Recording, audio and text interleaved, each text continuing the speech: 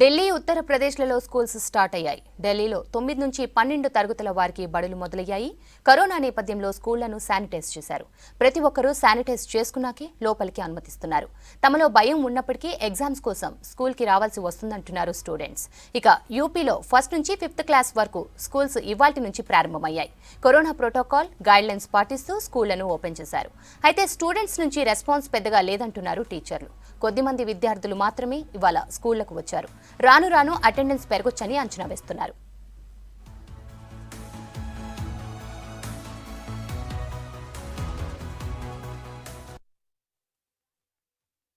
उत्साह तो है लेकिन इतना अच्छा भी नहीं है क्योंकि कोविड-19 इतना दिन पर दिन बढ़ रहा है अभी। लेकिन स्कूल खोल दिया है लेकिन वही प्रिकॉशन के साथ खोलना चाहिए। तो आपको लगता है प्रिकॉशन होगा? अब आज देखेंगे जाएंगे। आप इनके पिता हैं? हाँ जी, क्या नाम है आपका? रमेश कुमार झा।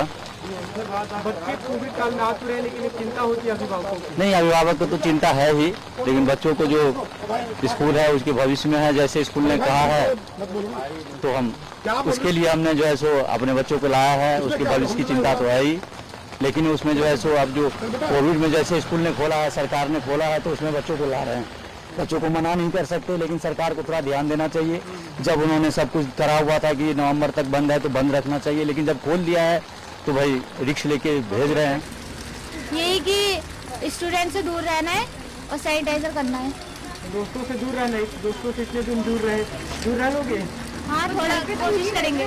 हाँ, कोविड से बचने के लिए जो व्यवस्था होनी चाहिए स्कूल में है, बातचीत हुई थी? हाँ, सब है यहाँ पे, सैनिटाइजर है और मैम जो है वो भी रूल को फॉलो करवाती है हमसे, तो इसलिए सब है। आपका क्या नाम है?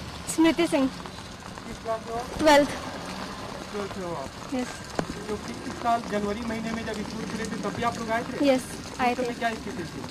उस समय भी ठीक ही था, मतलब जिस टाइम हम स्कूल आए थे तो पूरा रूल्स फॉलो हो रहा था तो ठीक ही था, पर फिर लास्ट मोमेंट। आज से स्कूल रीओपन हुए हैं, हम लोगों को बहुत प्रसन्नता है। कोविड के सारे प्रोटोकॉल जो भी गाइडलाइन हमें दी गई है बेसिक शिक्षा अधिकारी द्वारा वो सारी फॉलो कर रहे हैं।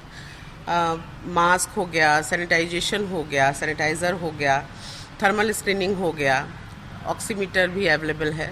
तो इस तरीके से सारे बच्चों को गेट पर ही रोक के सोशल डिस्टेंसिंग का पालन करते हुए सबकी थर्मल स्क्रीनिंग करके ही उनको क्लासेस में लाया गया है। और क्लासेस में बच्चों को एक छोड़कर एक सीट पर बैठाला गया है और एक बच्चा ही एक सीट पर बैठाला गया है। और गार्जियंस का रिस्पॉन्स की बात करें तो रिस्पॉन्स ठीक आ रहा है, मतलब बहुत ज़्यादा अभी अच्छा नहीं है, लेकिन आई होप कि धीरे धीरे ठीक हो जाएगा। हाँ, आज करीब 1.25 साल बाद आए हैं और स्कूल खुला है। स्कूल खुलना भी ज़रूरी है, लेकिन अगर ज़रा सा भी कोविड बढ़ता है तो बच्चों को स्कूल तो बंद करना ही पड़ेगा। उसके साथ साथ जो बाकी लोग इफेक्टेड होंगे वो अपनी फैमिली में जाएंगे, उनको इफेक्ट करेंगे, तो उससे हो सकता है कि फिर से लॉकडाउन की नौबत आ जाए। इसलिए सरकार को इस पर पैनी निगाह रखनी होगी और ज़रा सा भी केस बढ़ता है। स्कूल के बारे में गाइडलाइन यही है कि बच्चों को कोविड प्रोटोकॉल का पालन किया जाए। सभी बच्चे जो है मास्क लगा कर आए हैं, हमारे बच्चे मास्क लगा कर आ रहे हैं, और सोशल डिस्टेंसिंग भी जो है उसका भी पालन किया जाए। बच्चे काफ़ी खुश हैं स्कूल आने के लिए, और अभिभावक भी हम का कहना है कि बच्चे काफ़ी दिन से तैयारी कर रहे हैं स्कूल आने के लिए। कल रात में तो बच्चों ने काफ़ी बैग देख के, क्योंकि खुश हैं, उनको अपने फ्रेंड्स अपने टीचर्स से मुलाकात करेंगे।